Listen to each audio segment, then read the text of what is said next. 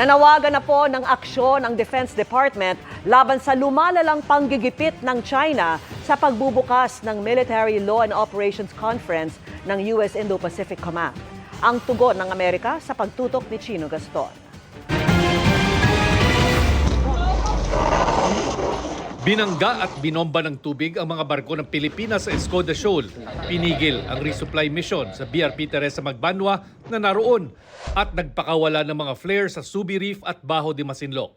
Sa gitna ng mga sunod-sunod na hakbang na yan ng China laban sa Pilipinas, ayon sa Defense Department, panahon ng palawakin ang pagkakaintindi sa Mutual Defense Treaty ng Pilipinas at Amerika.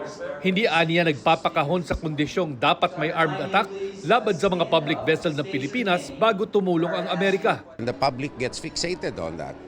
So I think we should broaden the scope of the MDT to face a dynamic and cunning adversary. Armed attack is defined diplomatically, not legally, by either equal sovereign partner within the alliance. And Article 3 of the treaty calls for consultations. Handa naman daw ang US Coast Guard na tumulong oras na ma-invoke ang Mutual Defense Treaty. Sabay puna sa ginawang pambabangga ng barko ng China sa barko ng Pilipinas. The whole point of rules on the water is so that we don't run into each other. And so this is a clear act of bullying by one individual that wants to exert its influences over another nation.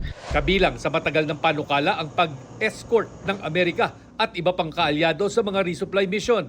Certainly within the context of consultations, escort of one vessel to the other is an entirely reasonable option within our mutual defense treaty. Kasamang tatalakayin ng Mutual Defense Board ng Pilipinas at Amerika ngayong linggo ang mga hakbang laban sa panggigipit ng China at ang susunod na balikatan exercises. Para sa GMA Integrated News, Chino Gaston, nakatutok, 24 oras.